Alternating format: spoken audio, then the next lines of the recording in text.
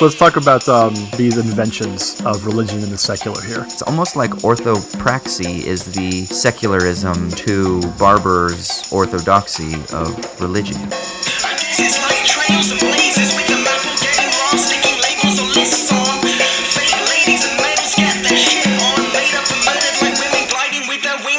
Hey yo! Welcome to Owls at Dawn. We are just two dudes from Southern California who studied philosophy, politics, and religion around the world and decided to start a podcast where we could bullshit with impunity. I'm Austin Hayden Smith. And I'm Troy Polidori. And we're going to jump into our Barber text this week, going through chapter 4, which is discussing secularism, secular and Christianity, and is going to probably present these terms in a quite interesting way. Christianity, religion, and the secular is the name of the chapter, so stick around for that because I think it'll definitely provide some interesting resources for how we can sort of expand his argument into these other domains and think of them fruitfully, and then hopefully ultimately leading us to the final chapter, which will be done in a couple of weeks, talking about, I guess, the culmination of his project in this book on what to do with the concept of the Diaspora. So stay tuned for that in a couple of minutes because we will be talking about that. Yeah, but I'd also say real quick that if you've had trouble with some of the more like theological or religious aspects of the previous chapters in this book, this is a lot more philosophical, I think, and of like general interest because it talks about sort of religion from an abstract point of view and as well as the transition into secularism. So if that's bothered you at all, you found that a little bit uninteresting, then this should hopefully kind of be beyond that mode. You think so? I also found this to be like the most like linear of the chapters. It's like he starts with Christianity, then he moves to the secular, and then he like is like, okay, what do we do with that? And then he's like, and then here's where we go moving forward. And it was the first time that he had kind of like really laid out a really kind of easy argument to follow. So yeah, there's it's kind of clear in the first couple paragraphs where it's going, and it just kind of follows that path. Yeah, you're right. Yeah. I agree, Troy. All right, but first thing we got to do is give a shout out to our sponsors over at Mubi. It's M-U-B-I. Mubi is a streaming service that has 30 perfectly curated films at a given time that are in a 30-day rotation. What do you call this kind of rotation, Troy? I'm thinking of like a round. Like, you know when you guys do, row, row, row your boat, and someone goes, row, row, row your boat, and then as soon as you go into that, they go, row, row, row, and you're doing a round, and then it's like you have 10 people that are doing this round. Did you ever do that, or were you not involved in choirs? Yeah, I mean, I'm aware of that, but like at some point you repeat things there. This is not repeated, right? This is like a slaughterhouse line. Yeah, because it's like each film has a 30-day rotation, and so you start with one, and then that goes for 30 days, and then as soon as the first day is gone, then the next one starts, and then the next one starts. There's got to be a name for that. Is it a slaughterhouse rotation? I've never even heard of that. That's just what came to mind for me. You mean like line up the cows and we'll chop off their heads? Yeah, but just take the violent imagery and make it about watching a movie. Okay. At any time, you've got 30 on the line. That's the key, right? And then one gets chopped at the end. Yeah, that's okay. That is right. Yeah, they get chopped at the end. They have 30 days of life. So it kind of creates a sense of urgency, which is nice, but it also keeps it really fresh. And these films, as I said, are curated from a group of experts and cinephiles that are trying to present classics of cinema, independent films, foreign art house darlings that may have flown under the radar that you didn't either know about or that you knew about that maybe you missed. I've actually been really fortunate to catch a bunch of films that you hear about when you study cinema, or that if you're interested in cinema, that you're like, oh man, I really want to watch that film or that director. And at some point, inevitably, because of the quick rotation, I guess you could say, they do come through my purview. And so I've been given access to a lot of kind of amazing auteur directors and just pieces of artistic cinema. But Mubi are sponsoring us, and if you go to mubi.com/owlsatdawn, they'll give you a 30-day free or extended free trial to watch their films and have access to their service. But Troy's going to tell you real quick about a film that is in their current slaughterhouse rotation.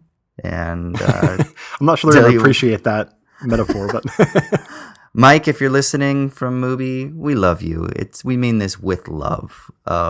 So what do you think, Troy? What's tickling your fancy at the moment? On So rotation? real quick before I mention the film, I want to just say that the curation also involves things that are kind of in the news right now. If there's a filmmaker who has a new film out, then they'll put a number of their previous films out on the curated list. Like right now, then Claire Denis, or Denis, is she French? I always thought it was Claire Denis. Yeah. Yeah, has a bunch of her older films that are on there because she's got that new one with Robert Pattinson, the Space Robert Pattinson. I forget exactly what it's called, like High Life or something like that. I thought it was like that movie with Method Man and Redman back in the 90s, but apparently it's not. I think a very different film.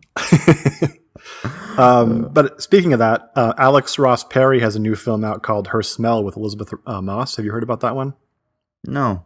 She's playing like a punk rock vocalist who deals with like addiction and all sorts of crazy stuff like that. I've been looking forward to it because I've heard that it's really great and it deals with like a punk rock, indie rock type culture, which I'm obviously interested in. So a number of his films are on Mubi right now, including the film Listen Up, Philip, which came out in 2014, starring Jason Schwartzman, Elizabeth Moss, and Jonathan Pryce. And I watched this back when it came out, and I really enjoyed it. It's kind of a black comedy about Jason Schwartzman, who's a novelist, and he's struggling with a number of things in his early career, and he decides to sort of like take up or kind of seek the advice of his mentor, who's played by Jonathan Pryce, and shenanigans and whatnot ensue. And if you like dark comedies based upon people who are too intelligent for their own good and end up destroying themselves by virtue of their intelligence, then you will enjoy this film. It's probably not like the kind of comedy you watch when you just want to veg, but that's not what this podcast is about. This is about challenging you. So I would definitely recommend going and watching Listen Up, Philip on that sounds good. Mubi. I mean, that one's not in my library at the moment because, again, there's different regional variances. So if you are in the American library or if you have a VPN, definitely jump on that madness. But if you have a different regional library, I can just say that I have Wings of Desire by Wim Wenders on mine, and it's a fucking classic. It's amazing, and it's better than City of Angels. But I would say go see Wings of Desire if it is in your regional library. Go to Mubi.com/owlsatdawn. You'll get a free 30-day trial, so you can look through their library and you can see the treasure trove of options that are presented to you just week after week after week because of that awesome rotation. So check it out. Mubi.com/owlsatdawn. Dude, what was that sort of like alternative rock song that was huge in City of Angels back in the 90s? And I don't want the world to Was it see Goo Goo Dolls? me, 'cause I don't think that they'd understand. Is it Goo Goo Dolls? When everything's, made to be broken. I just want you to know who I am. Oh my god, I fucking hate that song. Bro, that song was my world for about a week. I bet it was. It's sentimental, and he's got that raspy rock lyric. It's like a power ballad. Oh, God, I loved it, man. Proof that consciousness is not a gift but a curse is the fact that I have probably most of that music video cemented into my mind. With Nick, because Visually. it's clips from the video with like Nick Cage and Meg Ryan, and oh God, that song still gets me in the feels. Well, you can also support us on Patreon if you go to patreon.com/owlsatdawn.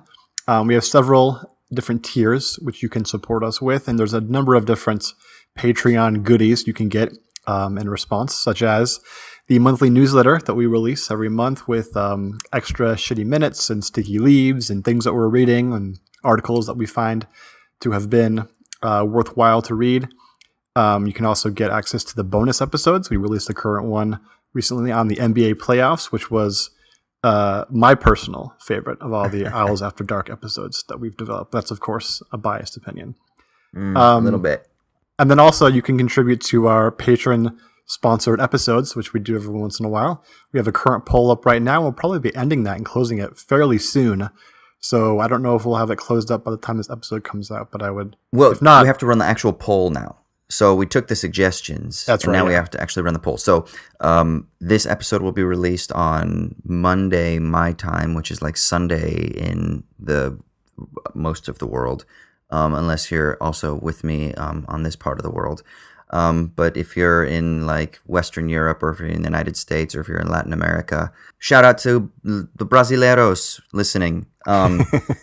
If then it'll come out for Sunday on you guys, and then the poll will be live at that point. So if you are a patron and you have access to, well, actually just any of the patrons, make sure you go to vote in that poll that's going to be up, and that'll be up for about a week. And then we'll announce the winner in the following week's podcast, for which episode is the patron-led topic. And if you're not a patron, then get on that shit, yo. Yeah. We've mentioned before on the podcast that if you leave us a 5-star rating and review on iTunes, and you ask a question in your review, as long as we can answer it very briefly, and it's not an absurd question or, something too personal or whatever, then we'll try to answer it on the podcast. And we have 2 reviews to deal with this week. So this is going to be an extended little segment here, I guess. We would have one, but you were slacking on your job, so I was not slacking on my job. That had to reach out and smack you around a little bit. Good job, Thomas. Good He on needs that Thomas. every once in a while. Dude, you're a fucking liar. It slipped between the technological cracks, as we would say. It's just literally not on iTunes, so I don't know. So yeah, if you would do a review and it doesn't pop up or we don't address it, then trust me, I'm doing my due diligence. It's not showing up on iTunes. So go ahead and just contact us like Tom did and make us aware of it, because we'll for sure talk about it on the podcast. Yeah. So speaking of that, Tom Lace, the aforementioned Tom Lace, asks, how do both of you manage to keep your reading lists, and what works best, I think, in terms of maybe a program or a method to use for reading lists? What's your strategy? Well, I think kind of the most obvious thing, first of all, I think most people probably already do this, but if you don't, it's definitely a thing to do. Just keep folders on your computer or on your reading device where you have things broken up into your different needs, right? Mm-hmm. So certain academic things versus novels versus certain things you have to read for a particular project. Keep all the texts in that folder. And then maybe if you have trouble remembering, keep reminders set up on your phone for when you need to read things. I have a program on my phone called Wunderlist or Wunderlist, I think it might be German, and they can set up reoccurring reminders and timers for when certain things need to be done, and that's one way of doing it. I also use Scrivener for when I have larger projects and I want to keep all of the PDFs and texts that are related to the project that I'm working on together in one place. I think Scrivener is a great program. I'd recommend that to anyone as well. What do you think? Do you use like EndNotes or any of those things? You don't use. I mean, I guess Scrivener is kind of close, right? Yeah, I've heard great things about EndNotes. I haven't taken the dive yet, but probably at some point I will. Yeah. I was using Scrivener for a while. Remember, I think I told you I had a really good system for a bit. The problem is I'm just such an inconsistent motherfucker that I'll have 3 months or 4 months of just being crazy organized and disciplined with this stuff, and then I kind of let it slip. And so, that would be the biggest thing I would say is just get into a good habit, man. If you're an organized human, it'll be easier for you. For me, that's just the perpetual battle, is I'm constantly in the process of organizing, That's just faithful to your Delusion heritage, right? You want interparticularity with all the different texts, and you can't have this linear, set out path you have to follow. I know, but it really does feel good when I am on that path. It's like breathing that fresh, cold mountain air every once in a while. I don't know if I always want to live in that weather, but it feels fucking fantastic when I'm in it. But I was using Scrivener too, and in particular, I was using, I think it's an older model, but you could do little note card type of summaries. And so I organized books, the same thing that you said. I had folders on my computer, and I had all of these different folders within folders within folders and subfolders, and they were always specific to either the project that I'm working on, like this is for section 1 or chapter 1, or this is for subsection whatever for this project. And so those resources would fit into that so that I would be able to remember, like, oh God, wasn't there this article written by this person and it's about this? And so I would make sure that I was, one, really specific in how I name all of my books, but also really specific with how I name the folders and subfolders and things like that. But then when I was kind of like going through and creating these little note card summaries of the books that I read, that was a really nice thing. Now I haven't been in that habit for the last, I don't know, 6 or 7 months, but it was kind of nice. I don't know that it's necessarily the best thing for me, but maybe it would be, and I'm just being fucking lazy. I don't know. But basically, every time I would read either a chapter or a book, I would put like a little summary on a kind of digital note card, and then I would alphabetize the titles, and then of course I'd be able to be like, oh, what was this article about, or what was this book about, so that I would refresh my memory, so I could quickly go and I could look and I could see and I could say, oh, that's what that book was about, or that's what chapter 1 was about, or particular chapters that I thought were important for my research. I could be like, oh, that's right, this book, chapter 6, okay, and then I would know to run to the book. And then I do 90% of my reading in ebooks anyway, so my books themselves are annotated like crazy online, right? With like notes in the margins and things circled and highlighted, but I write a lot of notes in my ebooks on my laptop. So then I would also be like, oh, you have a note in chapter 4, subsection 4.3 about this, check that because it develops an idea or something like that in related to the text. So that's what I did. And even though I don't have the note card system as intact right now, I still annotate my books really precisely. And I make sure that I'm like, oh, go tie this note that you've written here in this section with this other note, or cross-reference it with another text. I do a lot of that as well. And I find that to be better than just like marking up a physical book, because there's more space than just the little margins of a book. Also, some people don't like to mark up their books and fuck up their books. And then I know some people that just, while they're reading, they have like notepads next to them and they just write things down. That's another way of doing things as well to keep yourself organized. Yeah, one thing I do that I found to be very helpful, although it's pretty time consuming, and I think it actually helps in the long term, is I do all of my academic reading on my iPad, usually when I'm on the train or before classes, before work, whatever. And I take these like little 1-sentence summaries of each section of a chapter, and then do a thesis summary of each chapter. That's about 1 sentence. For everything that I read academically. And I find that although it may add a lot of extra time because you're trying to think about how to word things correctly to be like comprehensive in terms of reviewing what you just read, it actually makes me think about the overall point of what I just read rather than just kind of running through the reading like you're reading a novel. Think about the actual argument and how it's structured and how it actually works. And to do that for every single thing that I read academically. And that also means I think you don't have to go back and read things more than once.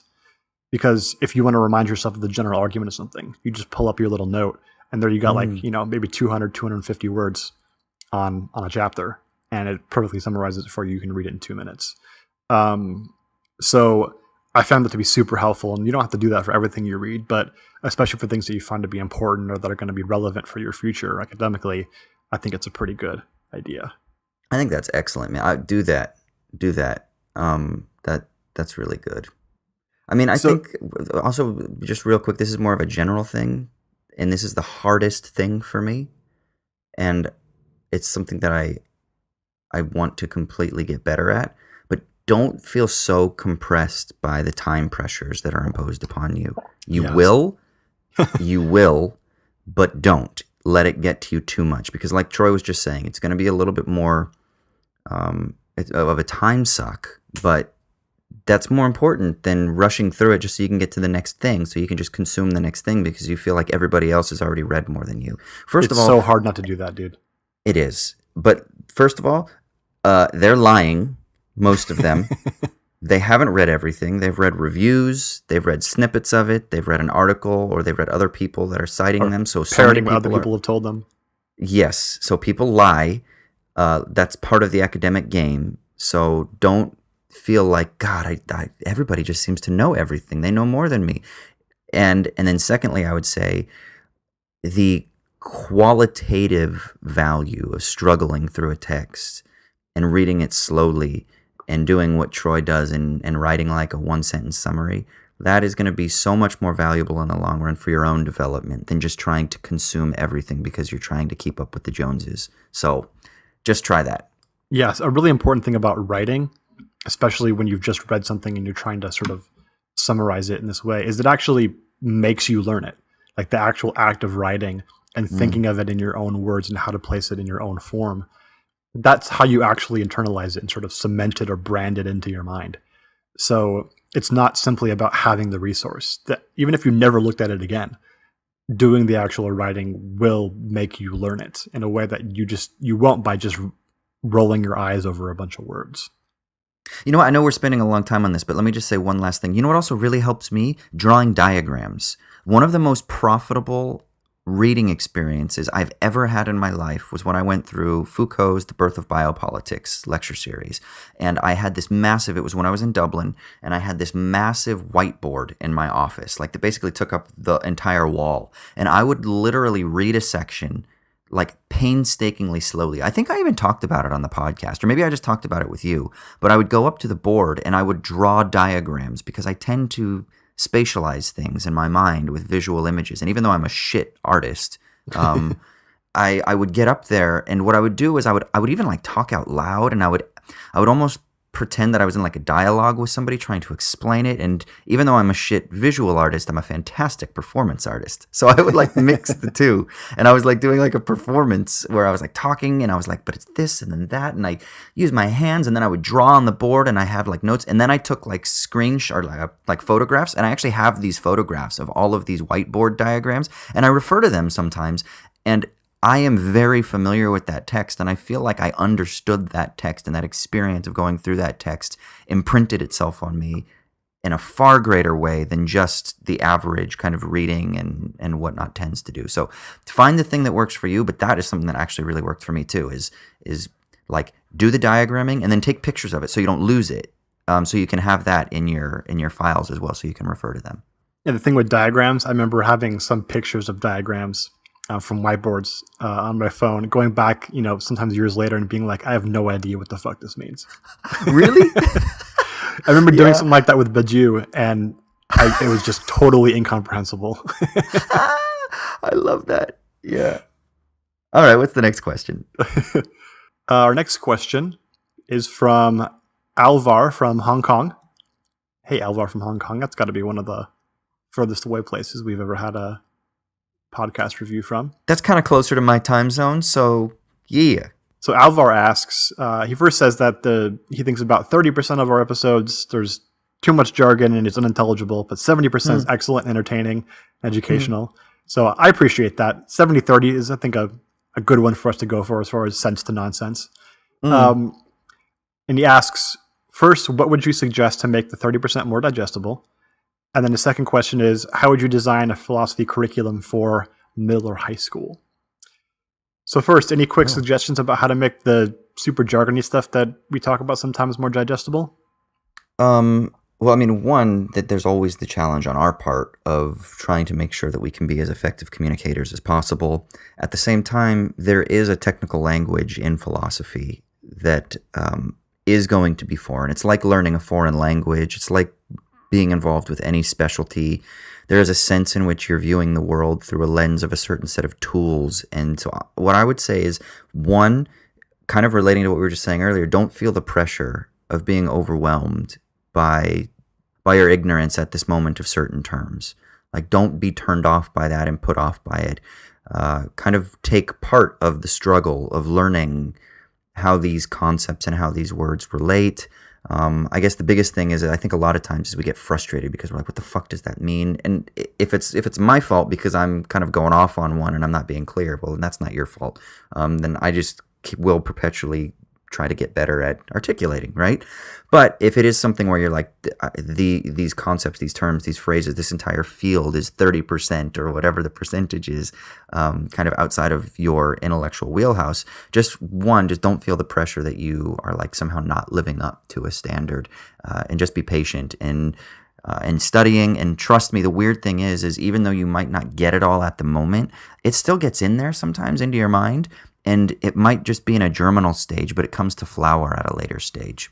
And that'll actually be my shitty minute kind of in a minute. So you'll hear me talk about some of my frustrations this week. But don't be afraid of the hard pain. It's like when you're working out and you plateau and you're like, fuck, I'm doing all this stuff and I'm in pain and I'm not seeing any output. I'm not gaining muscle, or I'm not losing weight, or I'm not toning up, or whatever it is. My numbers aren't improving. But for some reason, after 2 months of beating your head against a wall, all of a sudden you make progress. And all of that time that you thought you were beating your head against the wall, you weren't. You were making progress.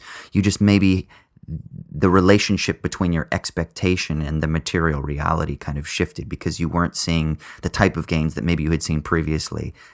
So just try not to get super frustrated and beat yourself up about it. Just keep doing the diligent work, reading through things, thinking through things, ask us questions, read the history of philosophy, read introductory texts, listen to introductory podcasts like Philosophize This, things like that that'll help. Check out Wisecrack, our videos. I think they can really give a nice introduction to philosophical terms and concepts and frames of thinking. What about you, Troy? Yeah, I'd reiterate everything you just said. Then also add, philosophy is, again, like you said, a technical language. And the way you learn a language is you figure out some of the simple parts, right? What does yes mean? What does no mean? What does burger mean, right? When you're hungry or whatever, right? Mm-hmm. And then you define the terms, the rest of the terms, you interdefine the rest of the terms, right? Relative to the things that you know. And that means kind of jumping in and doing the, what's the famous myth of like rebuilding the lifeboat while you're already on the water? Yeah, I love that one. Yeah, and that's very much how it works. So don't be discouraged if sometimes you feel like you're in the cloud. That's everybody's experience at one time or another. And even when you're like, end up with your, 30 years of tenure track in philosophy, there's going to be points where you're like, I have no idea what the fuck this guy's talking about. So that should be like an encouraging thing, right? Oh, it's a thing for me to learn eventually. So the struggle is kind of part of it, right?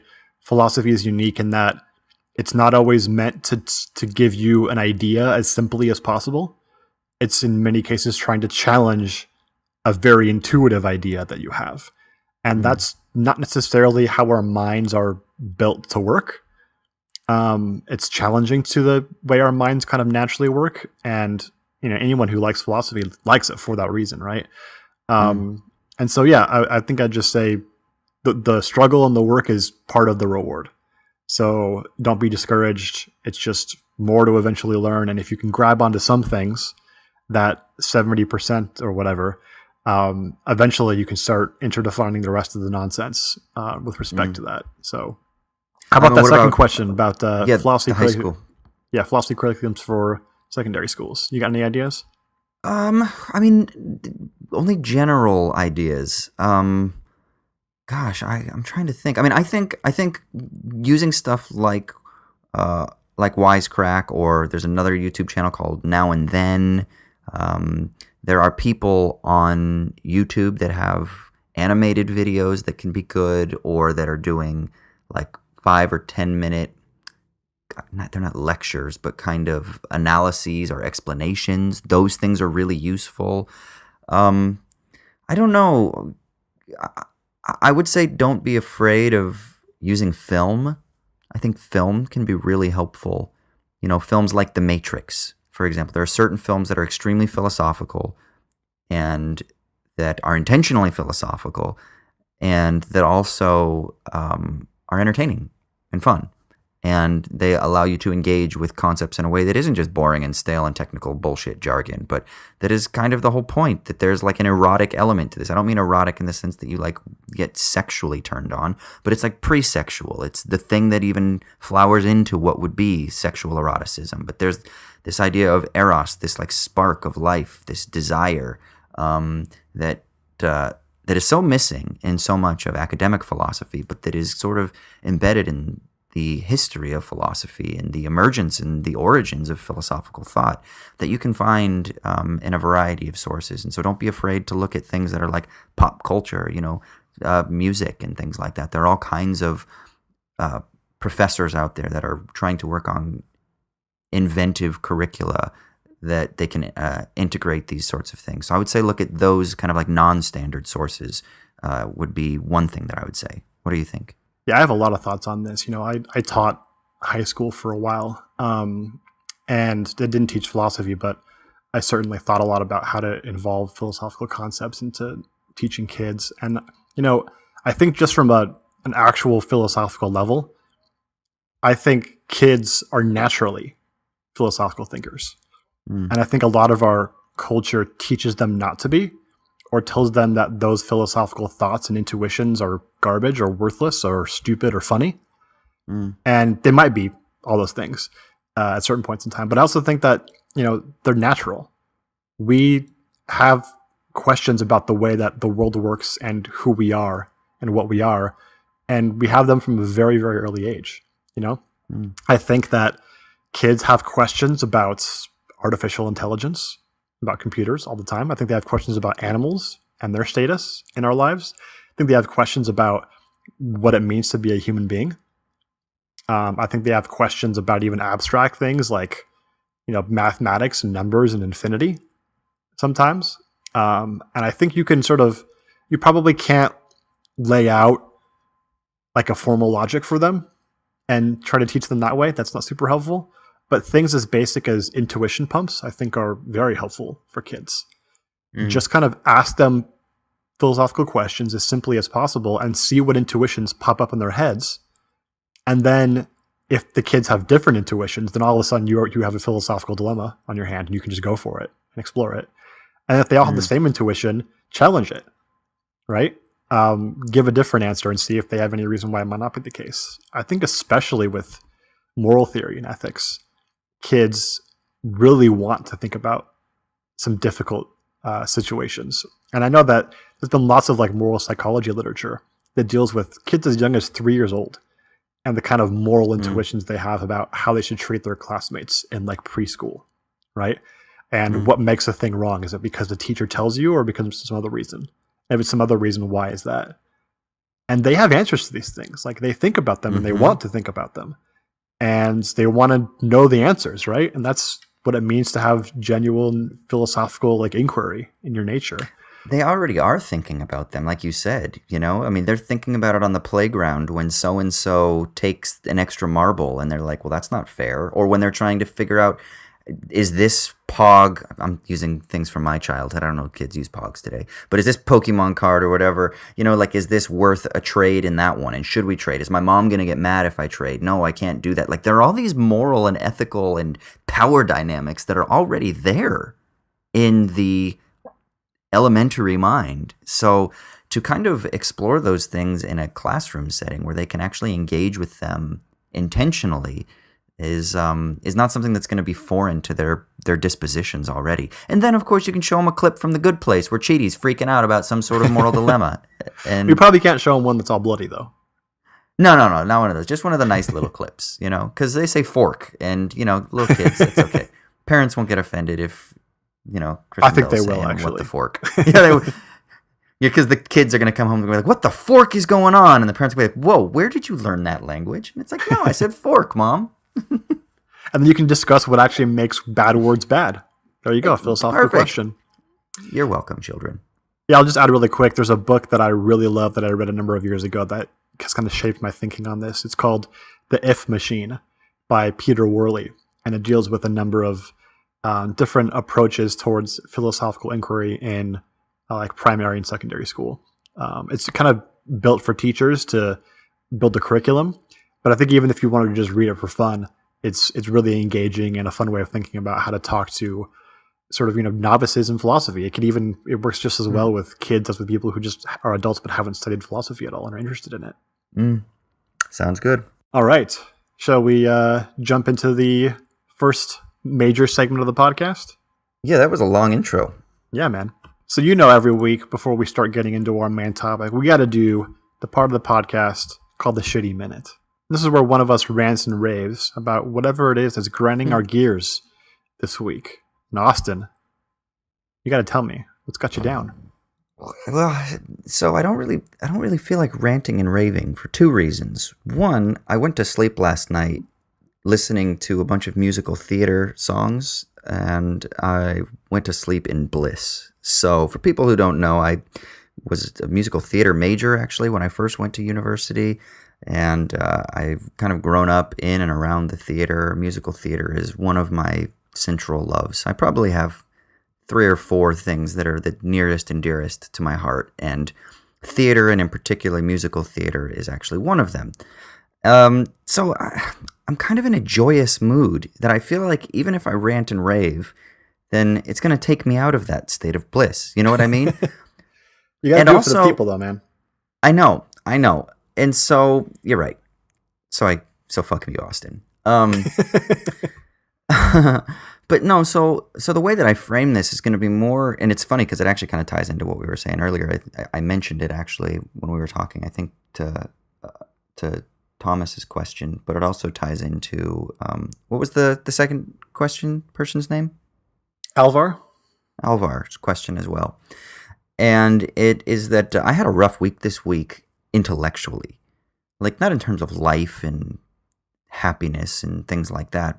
Although this does wear on me because it makes me feel like a dummy, but I had a week where I was plateauing, to continue that sort of working out metaphor, where it felt like I was hitting the gym hard and it felt like I was just not making gains. And for me, the way that it manifested itself is that I was just an idiot, that I couldn't understand things. I felt scattered. I felt like I didn't have a handle on things. I felt like I couldn't tie things together. I felt like, and I think it was because I was overwhelmed by the sheer vastness of everything that is in my mind at the moment. And what that did is that translated into then senses of inadequacy, also when reading like the specific literature that I was engaging with. And part of this is because I'm reading a text by a dude that it's a little bit infuriating in the way that it's written, because it's extremely scattered and using strange language and whatnot. And it's also kind of using language in a field that I'm not as familiar with, technological language of finance. So I'm learning a lot about mathematical pricing models and things like that just are not things that I have been studying. I didn't go to business school. I didn't do like an MBA in finance. So I'm not as familiar with how to price derivatives as somebody who has gone through that. So in a way, I'm kind of learning that from a sort of philosophical and political economic lens, which is kind of probably coming at it from a different angle. And so there's a learning curve there. But I think it was just one of those weeks where I was just struggling, man. And it just fucking sucked. And I hate feeling inadequate, And I deal with imposter syndrome all the time. So for people out there that are listening, like it is common, but I deal with it all the time. And this week it just was really, really contracted into everything that I was doing. It just felt like it was like I was carrying it on top of my head. It was like a burden in my brain.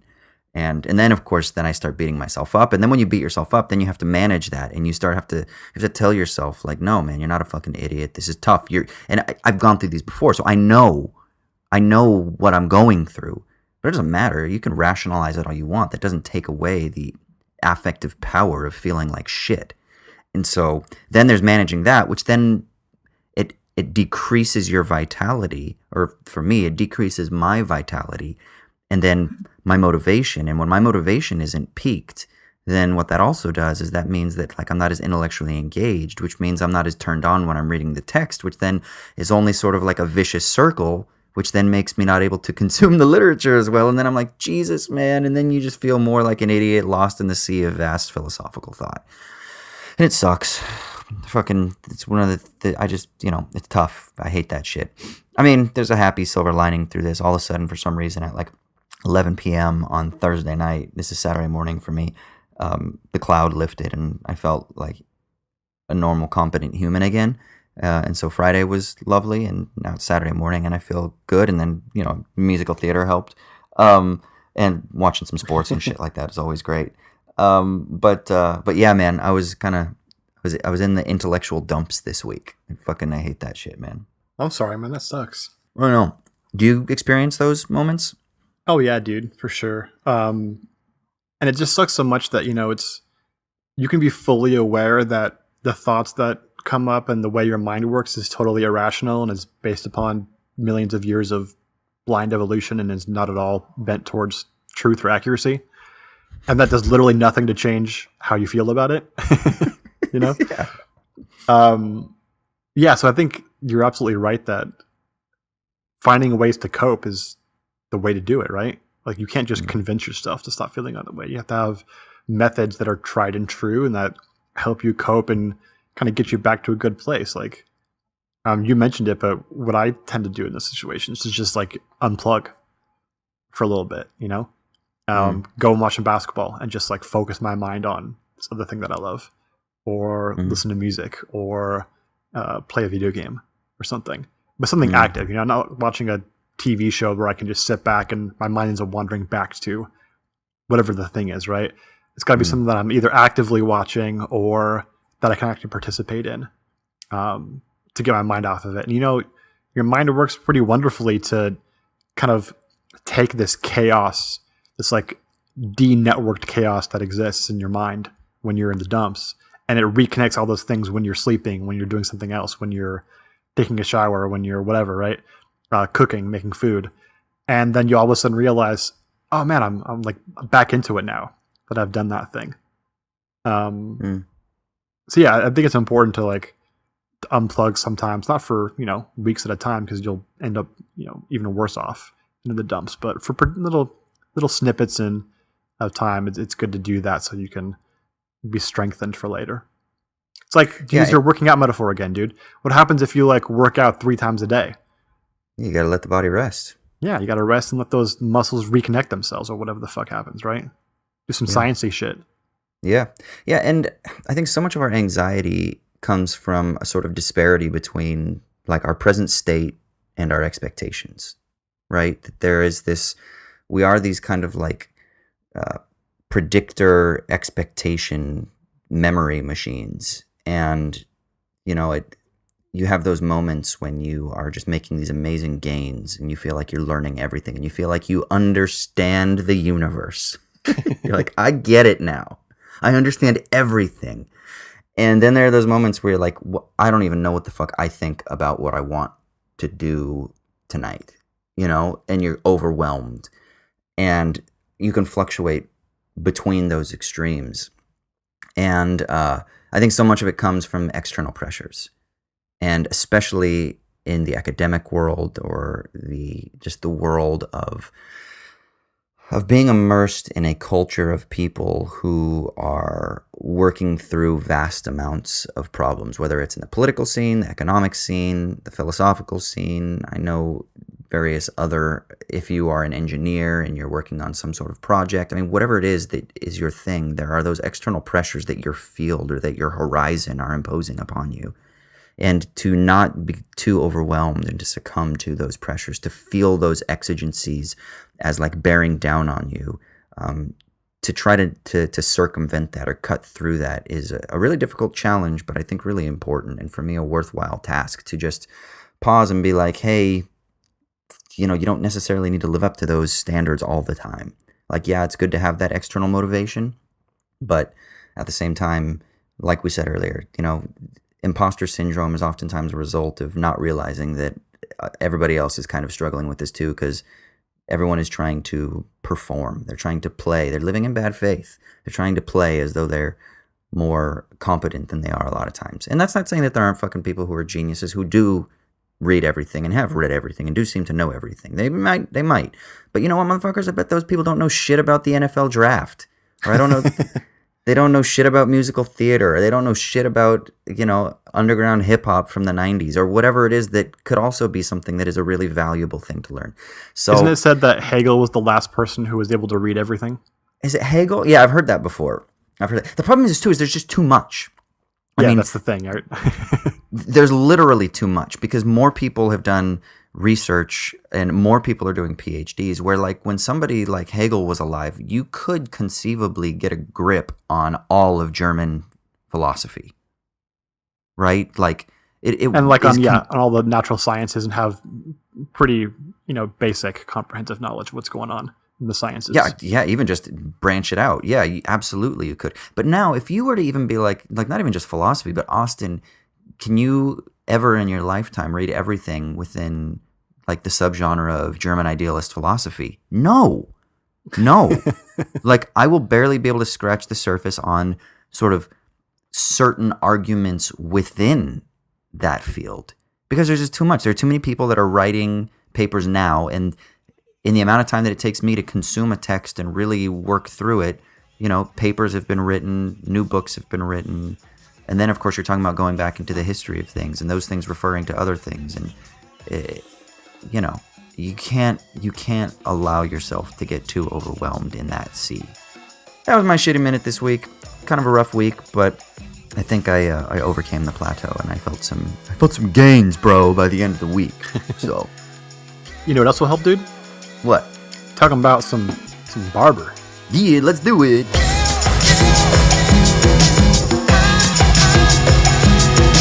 All right, so we're digging into the 4th chapter of the book here, Christianity, Religion, and the Secular. And a real brief recap of what's happened so far. The book on Diaspora we've been discussing. The first chapter talked about the concept of immanence, which Barber gets from Delusion philosophy. That's correct, right? I think so. Deleuze and Spinoza. Yeah. And this concept of like immanence being as this interparticular reciprocal constitution that we've talked about in previous episodes. You can go back to those if you want a more of a 30% jargon. Yep. But we dealt with that shit in detail in previous episodes, so you can go back and check out the backlog. Chapter 2 talked about the concept of diaspora, which is obviously a religious concept, and it's Barber basically taking this notion of interparticularity and kind of counterposing the way that Christianity is kind of typically or contemporarily thought of with the way it would be if we had this notion of interparticularity instead. So it's sort of a challenge to that traditional notion. And then last time we talked about Pauline theology, theology of the Apostle Paul, and the way that he developed his notion of Christianity, basically, and how this sort of immanent form of Christianity would differ from it. Today, we're talking about sort of a really overarching concept going from the kind of birth of Christianity to the birth of the concept of religion to the birth of the concept of the secular. So it's very wide-ranging and bird's eye view, but I actually appreciated that because it gave, as you said before earlier in the show, a sort of linearity to this chapter that didn't really exist in the previous chapters, and I think it makes it a little bit easier to follow. Did you agree with that? Yeah, I totally think so.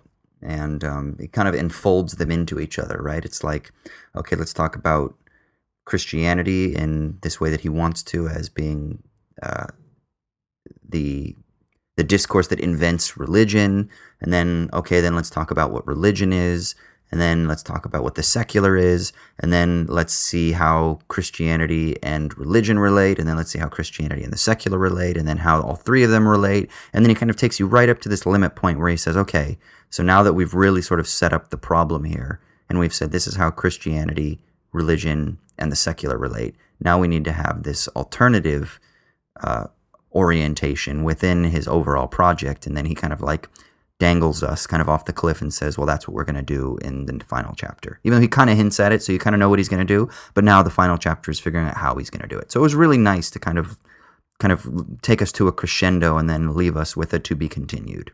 Yeah, this transition, or I think the word he uses here is transmutation, from Christianity to religion to the secular, it's kind of dialectical, no?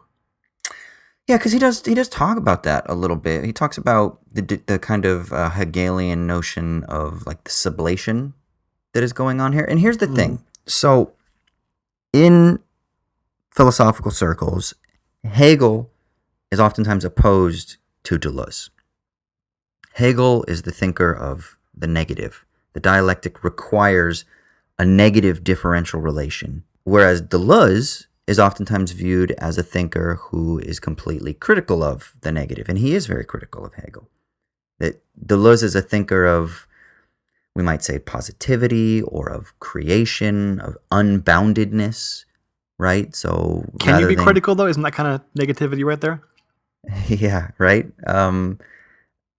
Yeah, it's a productive criticism. See, I know, and so like Barber even gets at this at the end, where he's like, right? He's like, there's a sort of like critical moment to the concept of these like terms of identity, these identitarian notions, but then at the same, there's also a productivity within it, which I felt, and I don't know, I wish I could talk with him, because I wonder if there's a little bit of either a confusion, or maybe let's just say, because confusion implies like some sort of like judgment, and so let's not frame it that way, but there's like an ambivalence between a dialectical approach and a more like productive immanence approach. And to be fair, I think that ambivalence is in Deleuze, and I think that ambivalence is in Hegel, and I think that one of the ways you can speak of that is by looking at the Spinozist influence that is in Hegel.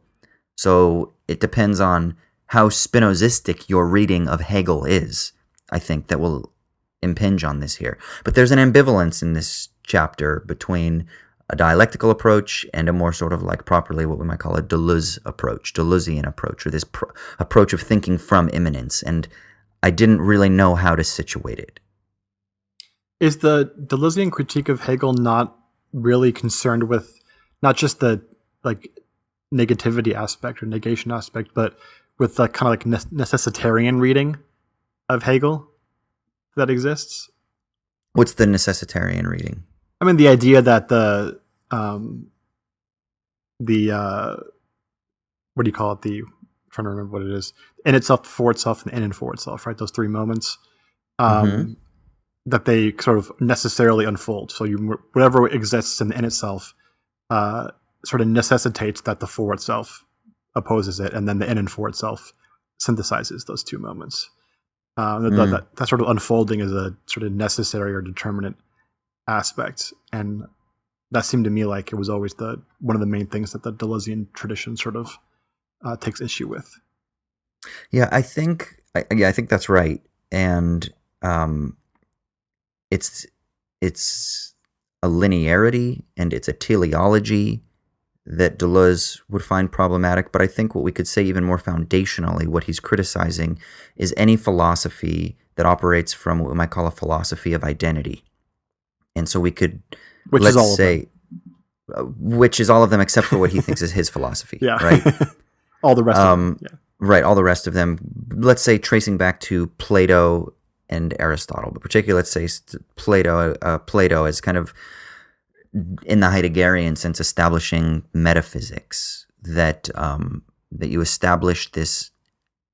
This is the dogmatic metaphysics, maybe, of like Kant's critique, that there is this transcendent standard that is outside, that is beyond, that is the originary, that is the frame by which either the world or the subject or discourse measures itself and defines itself. And then, of course, that reaches a sort of problematic point in Kant, where he then says, well, we can never have access to the absolute, right? And that all those things are just dogmatic. And so I think Deleuze takes seriously that Kantian critique, but rather than doing the Hegelian move, which is trying to move through those oppositions or contradictions between the phenomena and the noumena, Deleuze wants to sort of like reject that framework altogether and think about philosophical foundations from a non-foundational realm of diffusion, which is the philosophy of difference for him. So he sees Hegel as sort of like working from the wrong first principles to begin with. And so because of that, Hegelian dialectic is always going to reproduce the very conditions that it can't actually ultimately overcome, that themselves are inherently insufficient or problematic because they're wedded to this, in Derridian language, metaphysics of presence, that's sort of like dogmatic metaphysics, where there is that outside of thinking the absolute. And so whenever you're trying to think the absolute, you're trying to think the objective thing, the thing that is really out there. How do you do that? And Deleuze is very critical of people who are trying to think the absolute in the dogmatic metaphysical sense. So I mean, that's yeah, go ahead. Wouldn't Deleuze be fine with the idea of thinking in the absolute, but changing what the absolute is by saying that, because his claim is ultimately an ontological one, right? That, yeah, we actually can, contra Kant, think the absolute, but then that absolute isn't absolute if absolute means eternal and unchanging objective reality, right? It's actually, constantly changing, and actually is defined as change, as sort of differential constitution is like the term they've been using a lot in this Barber book, right? Yeah, exactly. It's the approach to thinking the absolute. You're right, and it's really ultimately how do you deal with Kant, I think, is the central issue. Hegel deals with it one way. It always comes back to Kant, man. That's why it's sometimes referred to as post-Kantian continental philosophy, right? And it's not just continental, man. Or no, it's not. The more you dig into analytic stuff, it's all going back to Kant. It is. He's the last figure both the traditions share. And I think that really that's like some people kind of trace the divergence to sort of more recent disputes, but that's really it, right? It's how do you deal with the problems that Kant established that can really kind of demarcate the continental tradition from the analytic tradition, I think, too. You can kind of say, okay, how is Quine addressing the problems in Kant versus how is somebody like Husserl addressing them? And I think that will really kind of create an interesting point of diversion where you can understand where they go askew, but also I think that really creates a nice point for productive construction as well, you know? So I kind of like to triangulate via Kant. Yeah, I think it's super helpful. So next Parliamentary Book Club, we're doing Critique of Pure Reason, page by page. That will be brilliantly entertaining podcasting. No, we can't. I've actually now I want to. Yeah, that would be the greatest jump the shark moment for a podcast. Sorry, Mubi, you are no longer going to be sponsoring us. Because we used to have tens of thousands, and now we have 5 sponsors. Or 5 listeners. Right. So let's talk about these inventions of religion in the secular here. Okay. So Barber's argument basically, as I could conceive it, is he starts out by talking about how the Christianity has to deal with this, or kind of in a sense invent this new concept of religion. And the idea there isn't that the term or the idea or the concept didn't exist before Christianity did, but the sort of previous terms or the previous content of that term religion and religio and cultus and stuff like that was a sort of given or unquestioned cultural set of practices, right? It wasn't about truth and falsity. It wasn't about belief. It wasn't right. Nothing was really correct or incorrect or right or wrong. It was just your particular given set of cultural practices, and you just did those things, right? And a lot of kind of study in the sociology and anthropology and philosophy of religion today is trying to recapture that notion because it's not fully lost, right? A lot of religions today around the world especially kind of have kept that notion. So that's not something that's totally alien, I think, to people today as it maybe would have been in like the heights of the Enlightenment discussion of religion, right?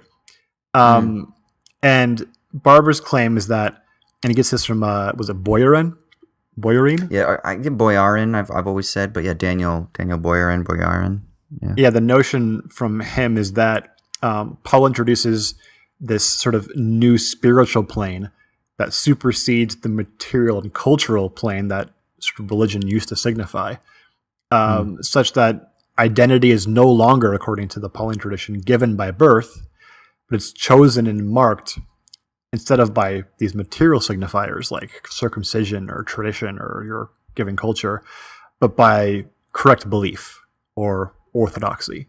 So Christianity is unique in being concerned with believing the right things, which then has a different way of signifying difference between groups, right? It's not because you're from a different culture, but because you have the right belief. And obviously Christianity needs to have something like this because it changes from being largely Jewish to largely Greek over this time. And Paul's especially concerned with that transition from a Jewish religion to a largely Greek one. They don't share the cultural practices, so it has to be orthodoxy that they share instead. And with that comes the idea of wrong belief, right? If right belief exists, you have to have the concomitant wrong beliefs, which are heresy from within the tradition, and then the false religions, which are outside. Yeah, this is really interesting to me. I know you're not going to like this because you don't. I love it when you preface with that. Yeah, but did you say I'm a hater? No, you don't like Heidegger. Oh, okay. You're not a hater. You're like the least hater person I know. I'm kind of a hater when it comes to Heidegger, though. You are a hater when it comes to Heidegger. So yeah, you're a hater. But one of the things I think that is valuable in kind of framing, and this just helps me think through things, is that this shift from like tradition, like cumulative tradition, to belief also seems to fit really well within something that Heidegger talks about in this shift from aletheia to correctness. And the difference is that for Heidegger, he traces this to a division between like the pre-Socratics to then like post-Socratic philosophy, or the introduction then of metaphysics for him in the post-Socratics, right? But that in the pre-Socratics, there was this notion of truth as being that which is kind of brought forth, that which is unconcealed. Now, in every unconcealment, in every revealing, let's say, there's also a covering, right? So there is this sort of like ambivalence, this paradoxical, almost contradictory, let's say, experience. And this also ties into his discussion of das Nicht and the nothing, but we don't have to go into all that shit. But the interesting thing is that this shift then from tradition as being concerned with like this ambivalent standing forth of objects in the world that kind of stand out forth from the void that are presented to us in their ambivalent nature. I was talking about this, I think, before we started recording. I heard Hubert Dreyfus refer to Heidegger as kind of advocating something called absorbed coping, which is this idea that like when you go to open the door, you're not trying to open the door. As soon as you start thinking about trying, you're then kind of thinking through this process of like, what is the correct way to do it? What is the right way to do it? But rather, you just kind of do it because I'm talking to you, and while I'm doing that, I'm twirling my pen, and there's this like absorbed coping, this absorbed dealing with the world around me, right? I thought absorbed coping was a Cure song, but okay. It does sound like it. How do you deal with capitalism, Wolfgang Streck? You listen to The Cure, absorbed coping. But then this shift then towards belief seems to kind of map onto, at least analogously, to Heidegger's then introduction of this notion of correctness being the primary way that truth is understood in the metaphysical age, like post Socrates, Plato, Aristotle, etc. And that what ends up becoming important now is that things, that there is like a subject-object relation, there's an inside-outside relation, and that truth then is concerned in terms of like a correspondence, as whether or not things actually match with the state of affairs that is out there. And so there's this like relationship between the thing and the thing that it's supposedly referring to. And so you get all of these like other later developments in like semiotics and in structural linguistics about like the reference and sign and all these various things that kind of have been developed post metaphysical age. And I think there's something really interesting here. It's almost as though like religion previously existed in a pre-metaphysical world in terms of tradition or cumulative cultural tradition or whatever it is, in like this pre-metaphysical frame, but that belief introduces like this metaphysics of transcendence. And in order to have right belief, there has to be a sort of operation by which you can determine what right belief is versus wrong belief. And that Christianity's answer to that through belief is by erecting then what Barber calls like a transcendent plane, right? And I thought that was kind of interesting. I don't know if that helps you at all or confuses things, but I think there's something really interesting in kind of figuring out like what is it that is taking place in this shift. There's actually like, there's a metaphysical shift or a shift from like a certain type of metaphysical thinking to a different type of metaphysical thinking. It's not just like, it's just a change in thought. But no, there's actually like a change in like the entire horizon of meaning that's taking place as well. and that it's not just about practices and cultists and being involved in your community and being involved in tradition that goes back thousands of years. But no, now we need to concern ourselves with what right belief is by establishing standards, originary standards that are the absolute fixed positions by which everything else is judged. And that is what is new in this shift in post-Pauline Christianity. Yeah, I think this really gets to the issue of why one of the major problems I have with Heidegger. And it's taking a very important, valid point and then making it the biggest fucking deal in the world to the point where it's like, okay, this no longer actually is valid because you've just enlarged it to be the most important thing. It's basically like a person who comes home and is already upset, and then they see that like one of the dishes didn't get fully cleaned. And rather than just pointing it out and being like, we should clean this dish, it's going to get kind of nasty, making a valid point, they freak the fuck out and claim that like their roommate or whomever or their partner is just destroying the house and there's going to be diseases. And look, there's basically like ants are just like marching onto our house right now to envelop it. And it's like, bro, you just lost all credence by just enlarging that point beyond belief. And I think the analog here is, yes, there's a change in terms of the prominence that right belief has between the sort of pre and post, Pauline change from religion. But that doesn't mean that the people beforehand didn't have a concept of right belief. That they didn't ever have this like transcendent plane by which they judged the accuracy of their statements about the world. They did. Absolutely, I think everybody, I think it's naturally human to do that. But it can mean that sort of the prominence or like the logical priority of that changed, right? So that religion had a place for right belief, but you know what? It was more like a speculative thing. You find this in like rabbinic Judaism a lot, right? There's tons of concern with right belief and knowing the right things about the world. And it's so much fun to speculate about that stuff. But Good then point. ultimately, it's not that important. Right? It's fun and it's enjoyable because it's not really that important, and because you can't know anything and it's all going to be mystery anyway, right? And whereas like this kind of post-Pauline Christianity that I think Barbara's talking about elevates right belief to the point of you need to have it to be saved, like you need to have it to get eternal life. That's elevating right belief to the utmost priority, right?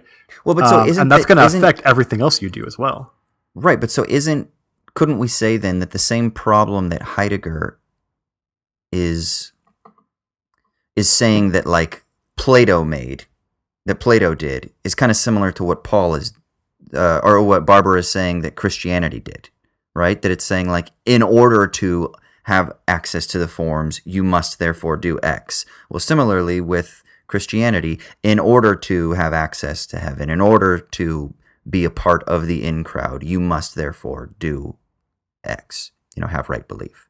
Isn't there something similar going on there? Isn't there a similar problematic setup there? Yeah, I think so. And that's the valid point about the dish, right?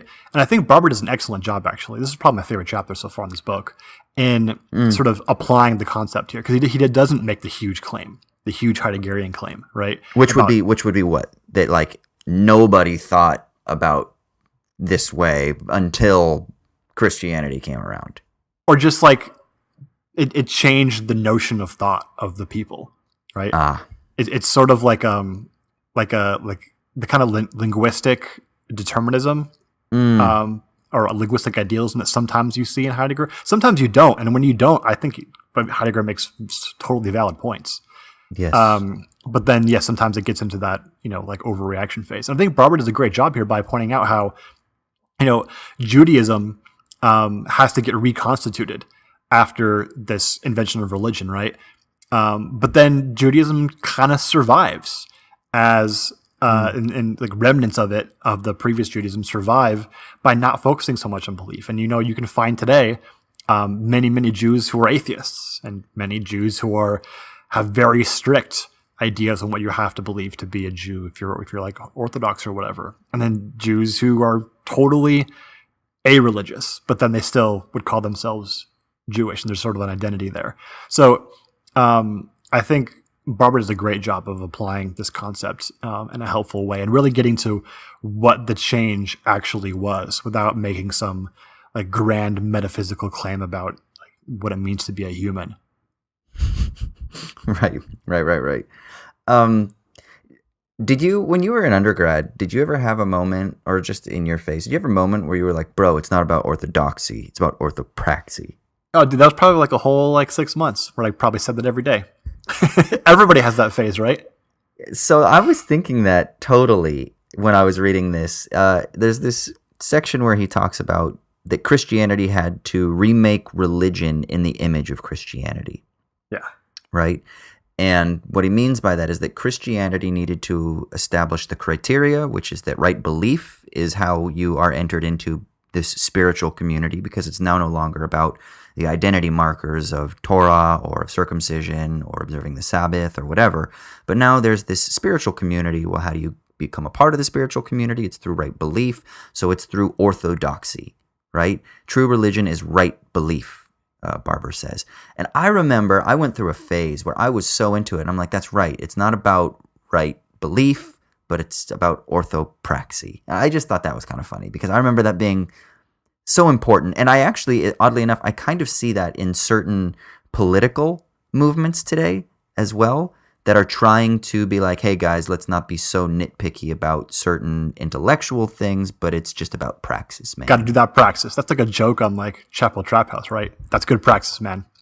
Oh, I don't really listen anymore. If you like punch a Nazi or you spray paint something. Yes. Some quotes from Marx. It's good praxis.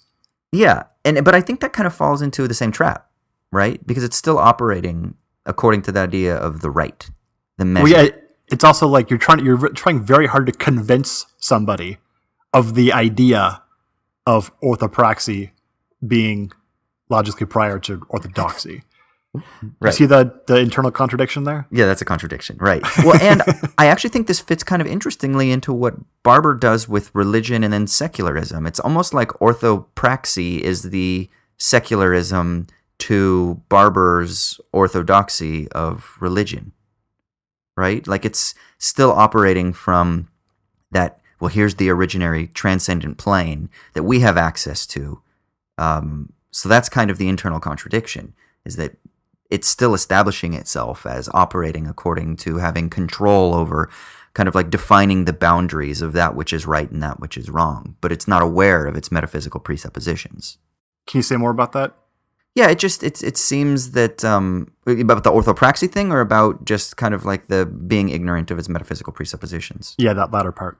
Yeah, so it seems to be operating under the illusion that it is objective, quote unquote, right? That it is immediately, and I mean that in the literal sense, as then not mediated in its relationship between itself, like its delineation of what right praxis is, and how that you should only be concerned with right praxis, or that you should just do right praxis, or that's the primary concern. And then as if it's kind a of binary, like, right? Sorry? As if it's a binary between doxa and praxis. Yeah. And then the only way that you can establish that is by sort of like already foreclosing everything else according to a standard, some sort of objective standard. And that objective standard is that absolute that you are claiming to have control over. It's the sort of imperfect nihilism from Prozorov's text. Yeah, I think Barber does a good job here. His criticism of this notion of the invention of religion here isn't that it elevates doxa over praxis, right? That's not the criticism. That's usually what you hear, right? Stop focusing so much on belief and focus more on doing things, where it's like, okay, totally empty content there, right?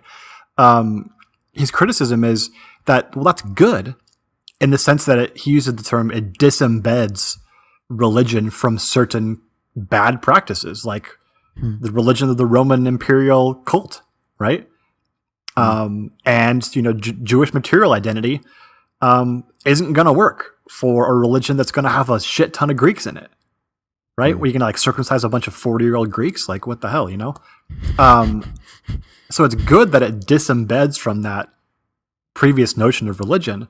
The problem then comes, it just re-embeds it into this new form of, like, I think he calls it like Christian domination at one point. Yes. Right? Rather than using that potential offered by the disembedding to form this, what he calls the diasporic tendency towards interparticularity, right? We could have, or there could have been, or there was a potential for Christianity to continually disembed, right? And continually involve itself in reconstituting itself with its environment and with the things around it, right?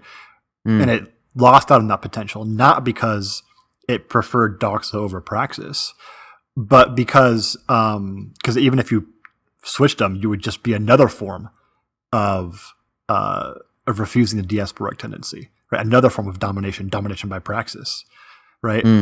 But not allowing that sort of material process to continually engage itself in this interparticular formation. Yeah. Paul Livingston refers to this as the criteriological approach, and we got to read Politics of Logic on this podcast, man.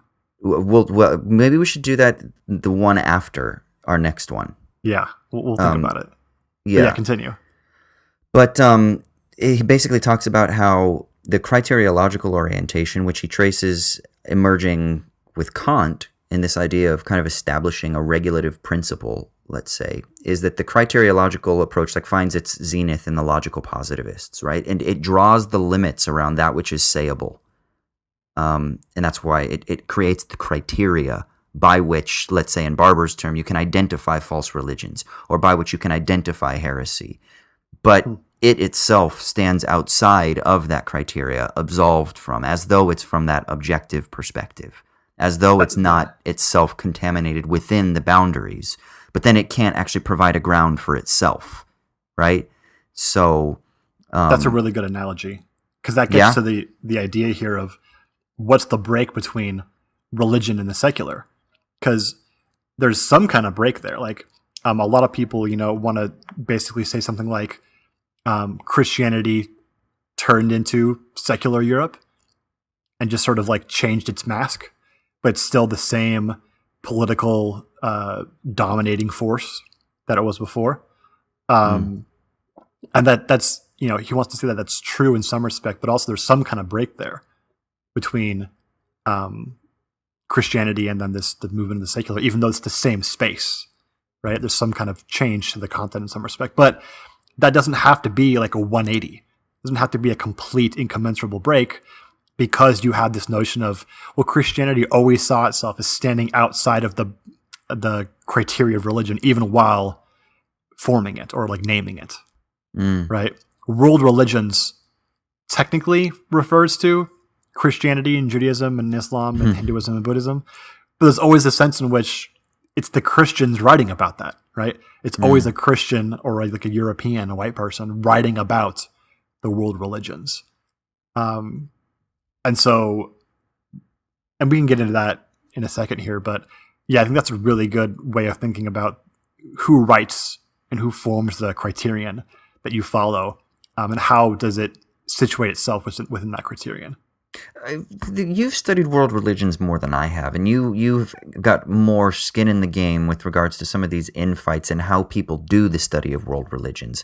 How do you think is a sort of healthy way to view if we can speculate, like a pre-Christian understanding of religious communities from without or not from within this sort of overdetermination of the criteriological approach of Christianity? Like, how would Hindus have viewed different or competing cultural traditions, not contaminated, let's say, by the sort of Christian discourse here, the Christian discourse of dominance?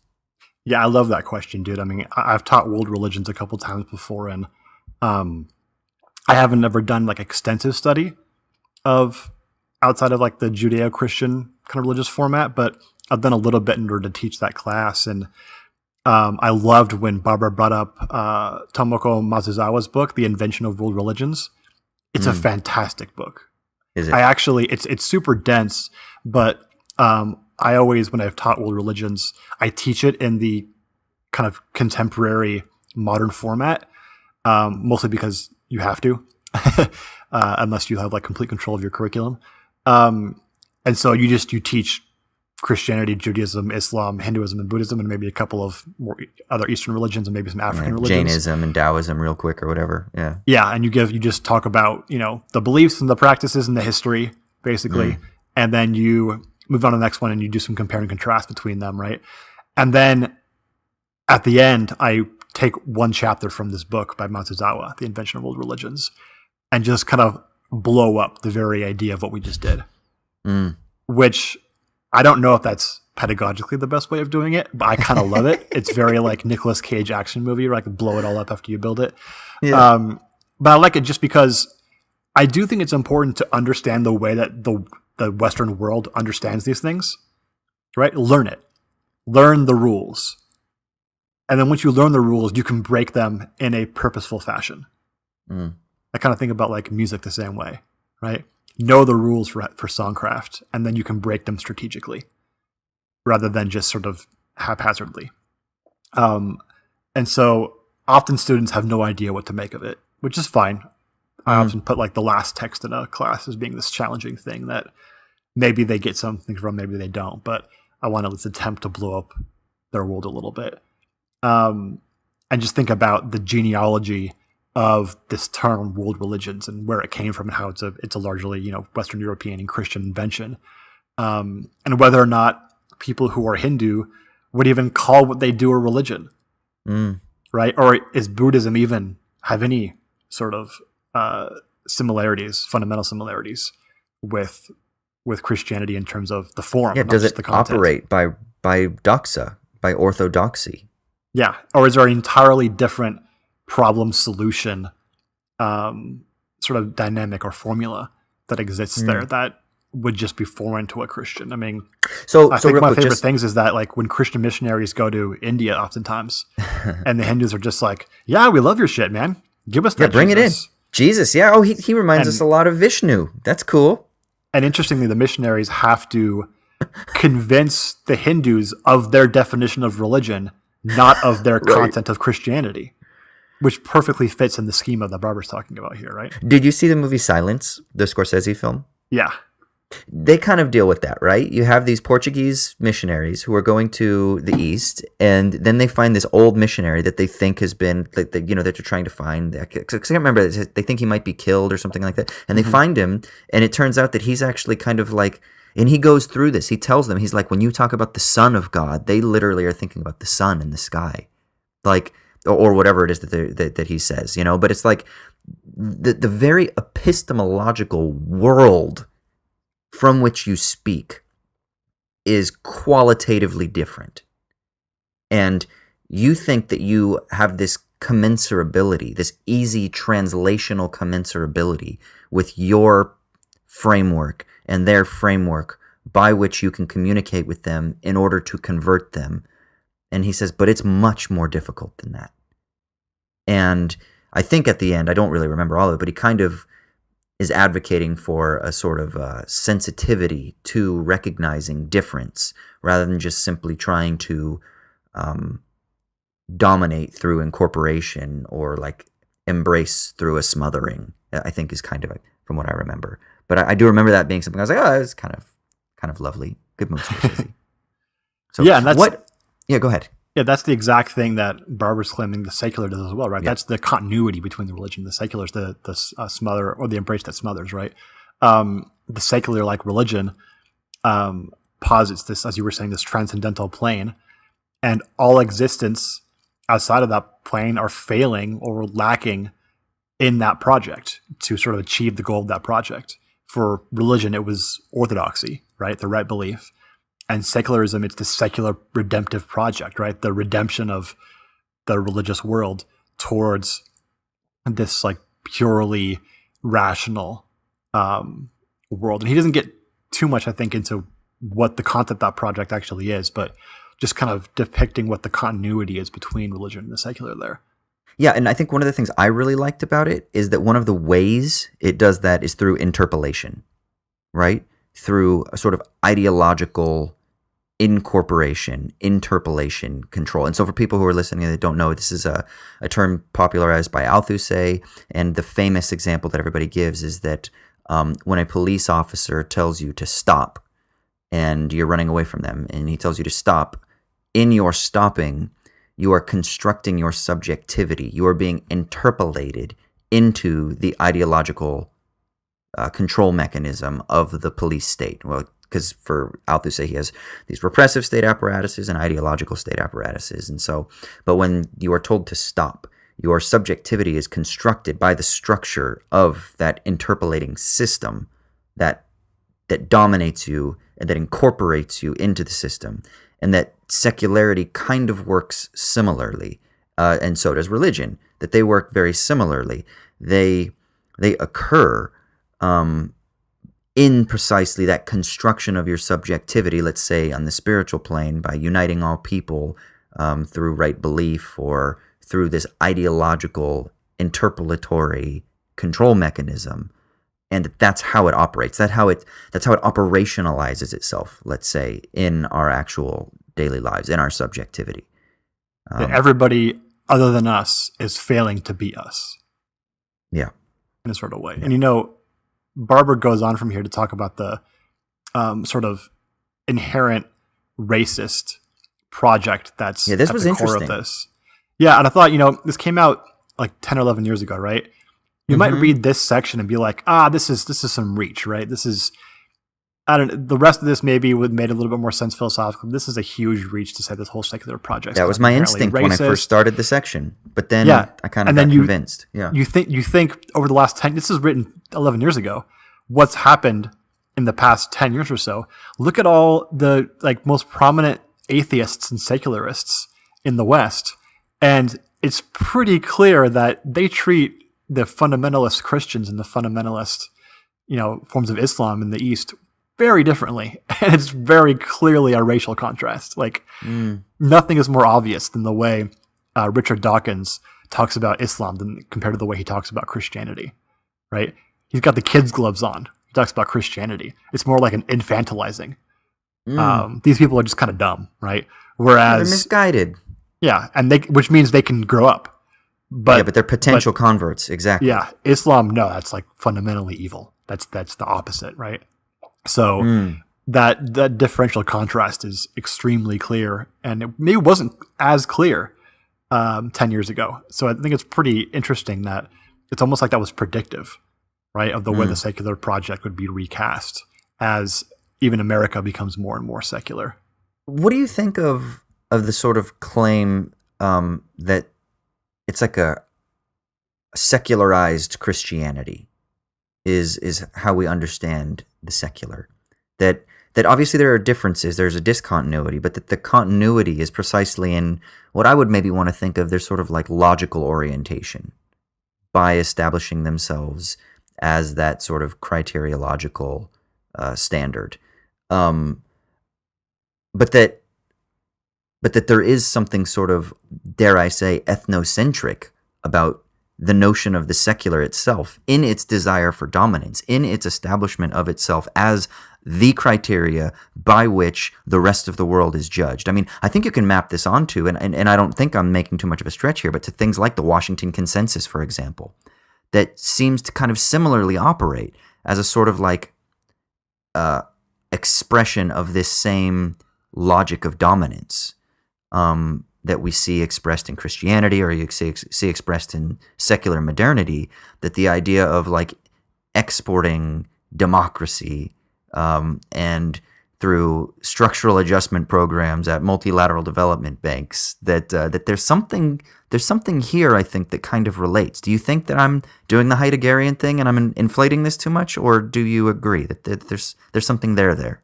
No, I totally agree. I mean, the Washington Consensus says everything to the left of us and everything to the right of us is fanaticism, right? But we have the hold on rationality, so everyone else is just kind of failing to live up to the standards that we are clear on. And that's the ultimate secular project, right? It should just be assumed that this is the goal of human rationality, to form this sort of society, this kind of politics, whatever, right? And everyone else just fails to see that, or they're driven by their fanaticism towards something irrational, and they need to either be curtailed or educated.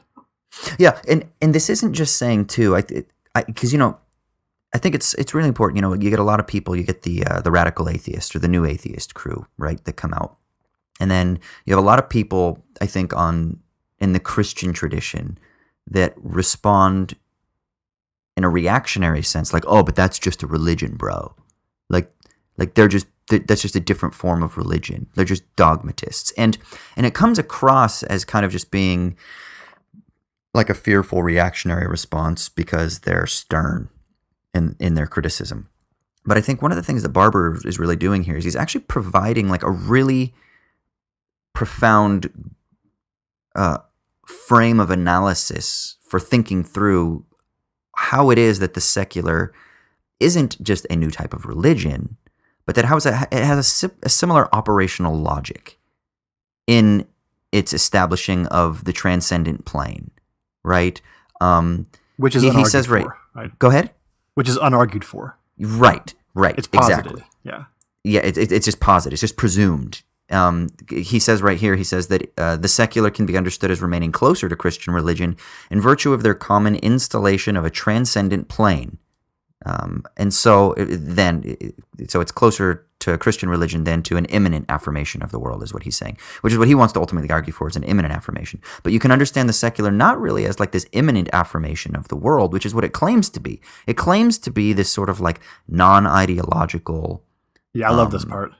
Unbiased, purely empirical and immediate connection with the world. And it claims this imminent affirmation of the world. But Barber's saying, actually, it still operates according to that logic of transcendence. It's still operating by that criteriological approach. It's actually a rejection of the world. And that's what he says. It's a rejection of the world. So let's say that there's a nihilism there. There's not an affirmation there. It's just, it is a nihilistic discourse of rejection of the world.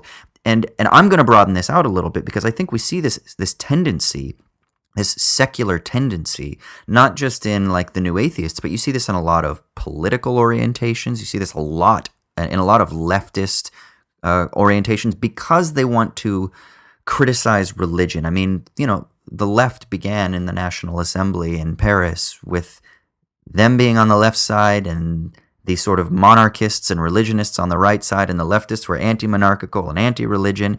And then, of course, you find that in Marx's criticisms of religion. And so the left tries to like self-identify in its rejection of what it sees as mystification and as like the superstitious thoughts. But similarly, like what they end up doing is they just establish themselves in a very similar frame to the way that, and there's a quote actually from a 3rd century theologian or a 4th century theologian earlier in this chapter, I can't remember who it was, who says something very similar about how religion views itself against superstitious beliefs. Religion is the true religion, or Christianity is the true religion, and those other things are just superstitious beliefs. And there's a similar logical operation here with secularity and how it views itself in relation to everything else. Right? All their political orientations, are this sort of superstitions.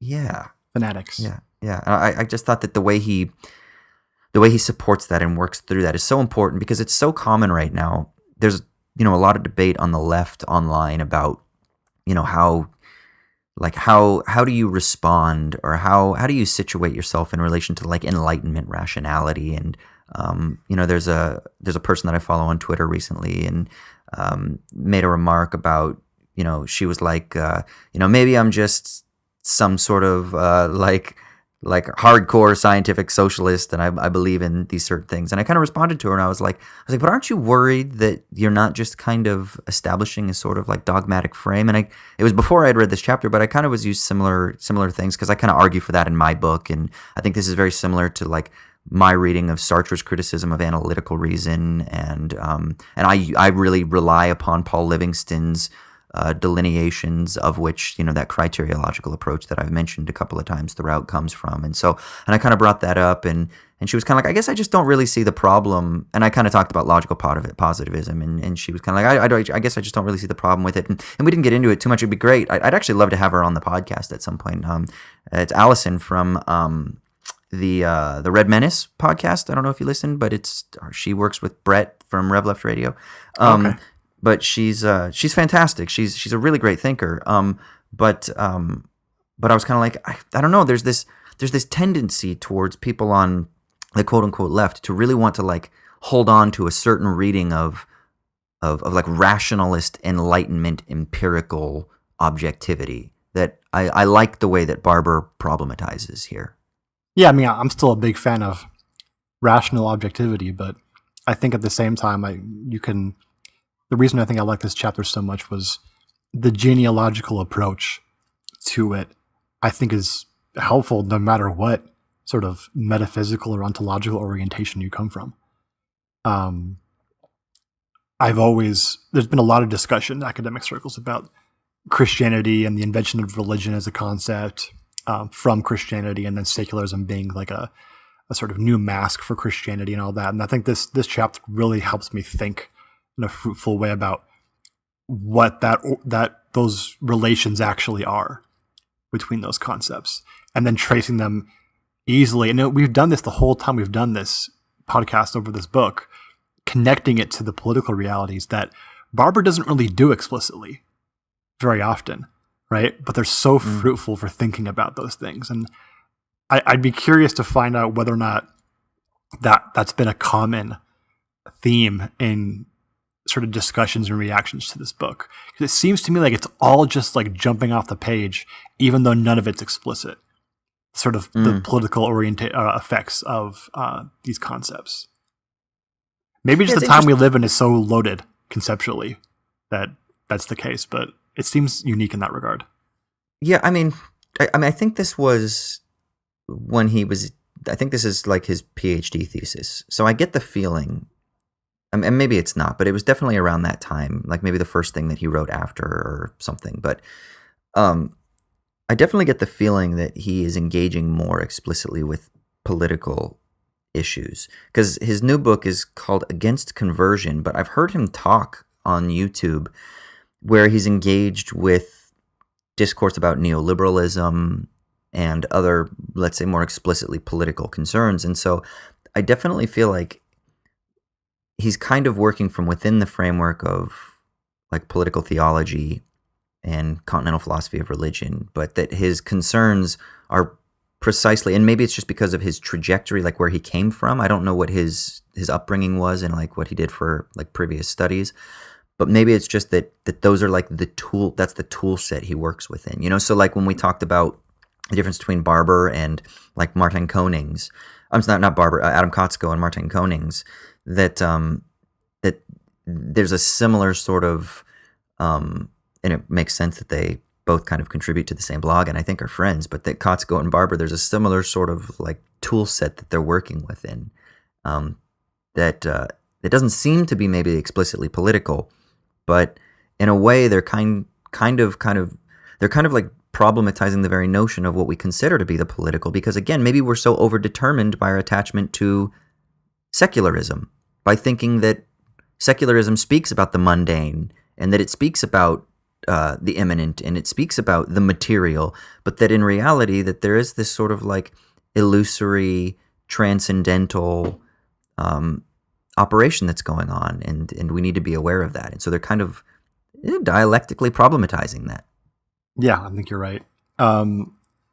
So just to kind of wrap up here, the end of the chapter really kind of introduces the notion that we'll have to recast the relations between these terms, these concepts, Christianity, religion, and secularism, not in terms of one dominating the others, which are then dominated, but from this immanent perspective of differential constitution, right?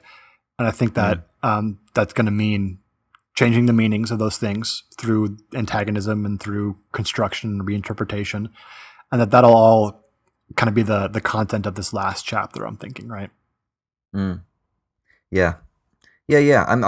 I'm interested to see where he moves forward here, because he says it's insufficient to name the mode of dominance as Christianity or even as Christianity secularized. Like we can't just simply do that. We have to do something else. So he says any attempt to evade dominance by valorizing one of the differentiated terms will fail, and this is because dominance is established through differentiation itself. So in that very process of differentiating Christianity from the other, in that process of othering, you're reproducing, if you will, that dominant differential relation. And that, I think, is where he would be critical of the dialectical approach. No, that you can't just go through this dialectical approach of oppositional differentiation or problematic contradiction, because all you're going to do is reproduce that sort of underlying paradigm of dominance itself, which I think we could say metaphysically is attached to the like metaphysics of identity or of transcendence, as Barber says here. So we have to think from immanence, which is going to be a little bit different than, I think, a dialectical Hegelian approach. I think that would be his inversion of that. Do you think so as well? Yeah, dialectics, if you conceive of it as differential relations which then fix identity, right? Yes. Whereas he's saying, no, different relations which sort of undo and then reconstitute and then undo again identity. Yeah, I mean, it's a very deconstructive approach here as well. He doesn't. I don't remember if he talks about Derrida earlier, but I see a lot of Derrida in what he's doing. Except for the part that it makes sense. The fart? That was an appropriate. Yeah, messed up there. Yeah. Oh Jesus. Malapropism. Except for the farts. Except for the farts.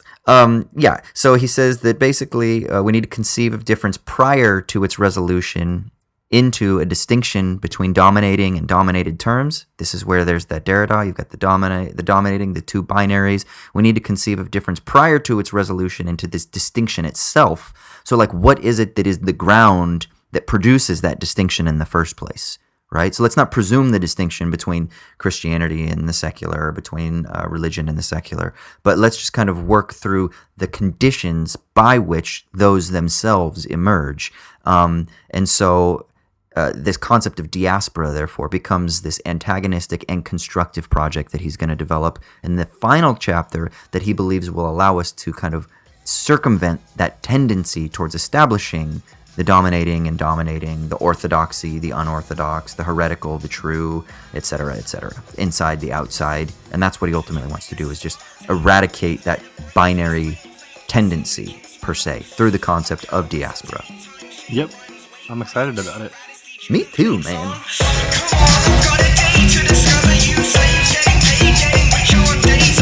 All right, sweet. So let's go ahead and move on to our final segment of this really long episode, but I hope you guys are enjoying it. This is now the sort of like after dinner mint of the podcast, where one of us gets to talk about what it is that's giving us joy or meaning or happiness or whatever in this world. It is time for the sticky leaves. Troy, what is your after dinner mint? So sticky leaves, and mint is a kind of leaf, right? So Ooh. Is there a connection there? Are we like stepping on mint? It's that like mint would smell tea. Good, actually. Yeah. You're supposed to like rub mints to make the like on your menthol balls or whatever come out, right? Is that actually a thing, like a manscaping thing? No, but it sounds great. All right, so my sticky leaves this week, we're going real long on this podcast. I'm going to keep it real short.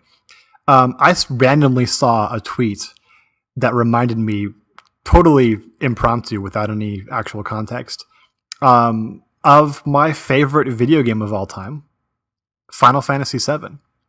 And you know, this game gets shat on a little bit, I think, by people today, because it was like the first big game to come out for PlayStation in 1997. And so it's a lot of people's go-to for like best game of all time.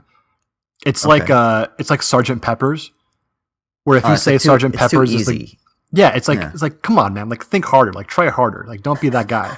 Who's your favorite band? The Beatles, bro. No, what's your favorite movie? The Godfather. Come on, dude. Like, really? Okay. I didn't play this game, right? So I don't know. Oh yeah, and I got it when I was 11, I think. Yeah, like after it came out, and I played it like 50 times through. It was revolutionary and changing what I thought games were, stories were, everything. And it gets shat on because it's not perfect, and the graphics are a bit dated, obviously, now. And certainly some games from that time aged more gracefully with the sort of graphical domain. They made some choices about how to update the graphics for PlayStation that just did not end up influencing the way future games would be. And many other reasons. But, you know, I want to defend this game a bit because the basic setup of this game, for people who don't know, is you start out as a member of an environmentalist terrorist, an eco-terrorist group, and you blow up some basically nuclear reactors. It's not nuclear, but it's an analog to that. Because there's a giant corporation which is gaining more and more control of the world, forcing the majority of people into impoverished wage slavery. Whoa, you were 11? While they get incredibly rich off of the process of destroying the world environmentally and causing a cataclysm which will destroy the world. This was in 1997, played by an 11-year-old. And the very first scene is you blowing up one of these reactors.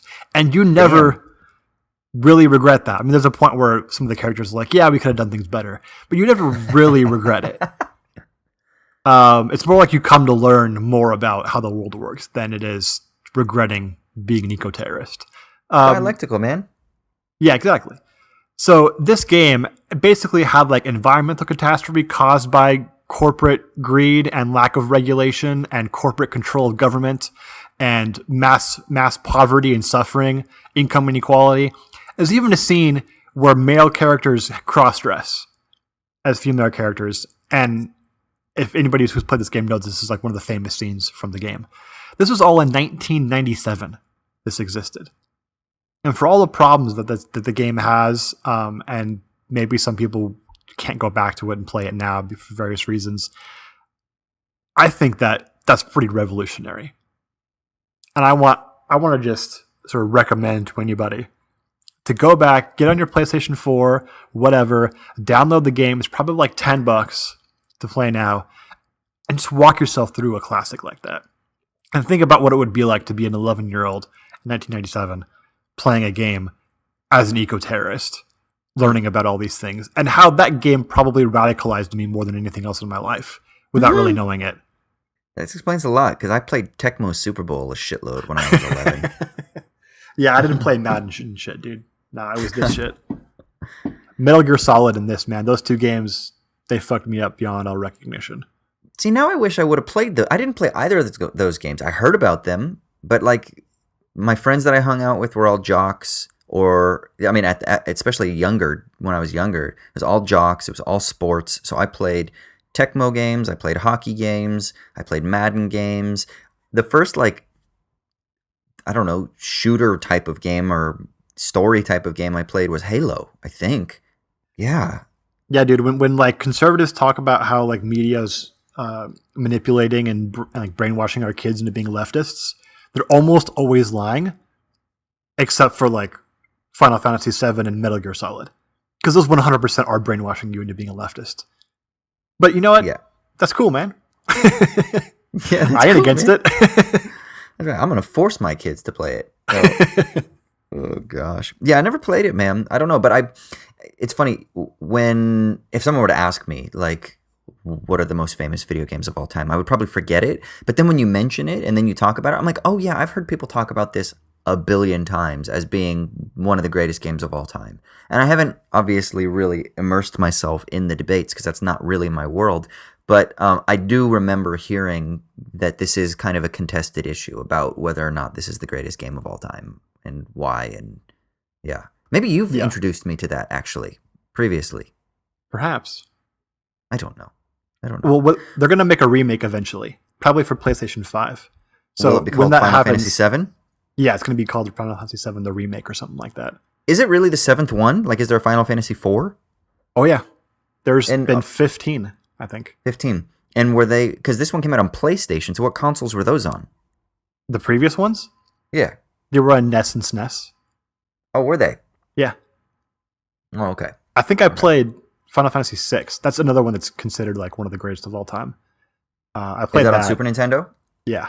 Yeah. Really? Oh, see, I didn't know about any of the... I played fucking Zelda.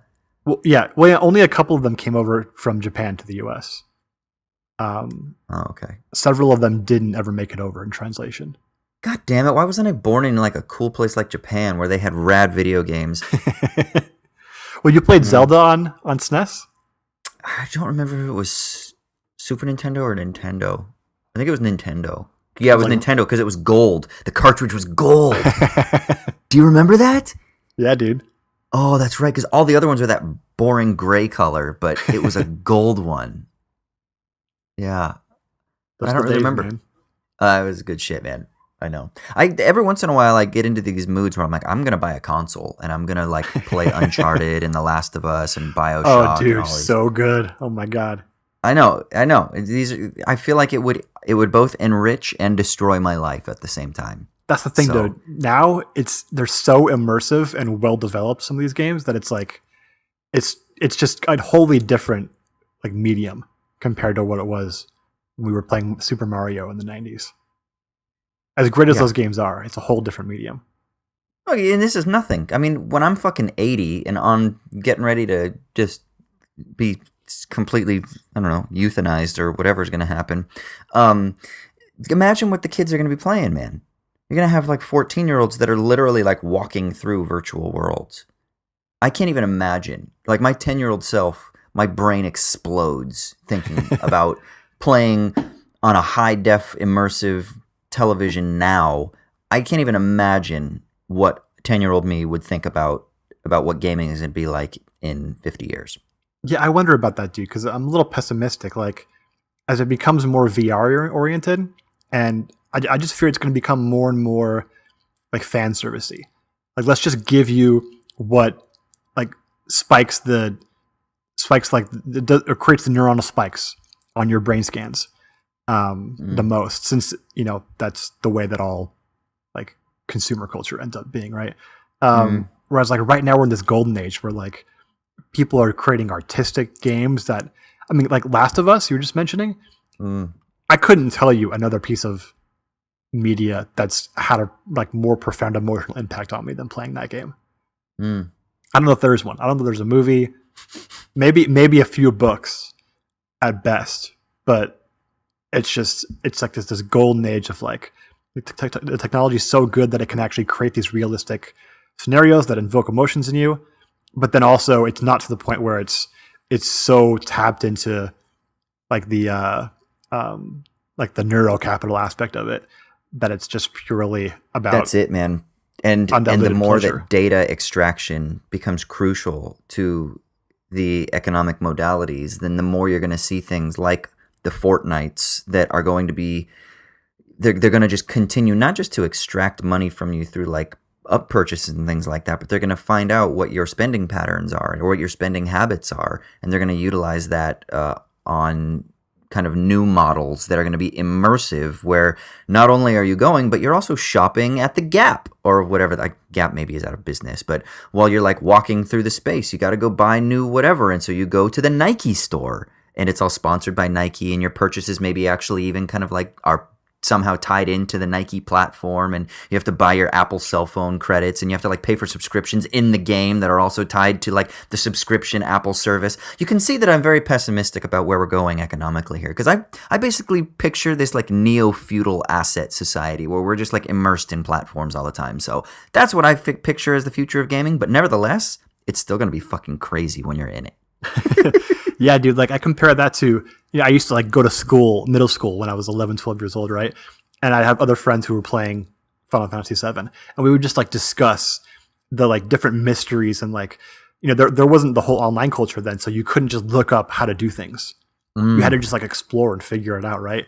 And like there's all these like myths about things you could do in the game which you just absolutely could not do. Right. Like, but no, I heard this one guy told me you could do this, right? And like that whole exploratory aspect of it, that's just completely open-ended, and how that's just, there isn't a motivation for that kind of a product to really exist so much anymore. Like you have open world games now that are huge and expansive, right?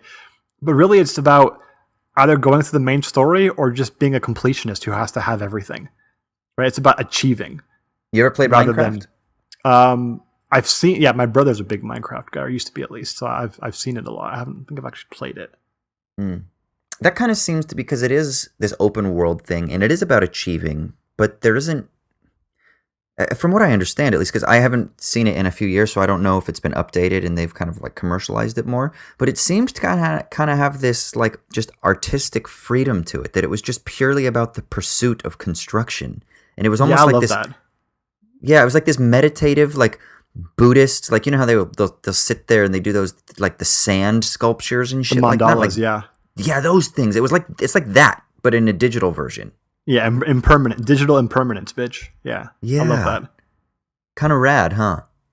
Yeah, there's spaces for that exist, and I'm so glad that they do, because there's also so much bullshit out there that's just about developing like the worst instincts that we have and training us to be lab rats, to buy the extra $2 thing or whatever.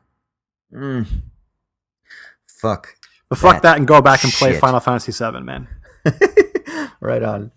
Well, cool. Well, we should go ahead and wrap up the episode here. Want to give a final shout out to our sponsors, Mubi. Go to mubi.com/owlsatdawn and you can get access to badass quality cinema. And you'll get a 30-day free trial if you go to mubi.com/owlsatdawn. Also, you can follow us on Twitter or Instagram, owls_at_dawn. You can email us, owlsatdawnpodcast@gmail.com. There's more stuff, Troy. What am I forgetting?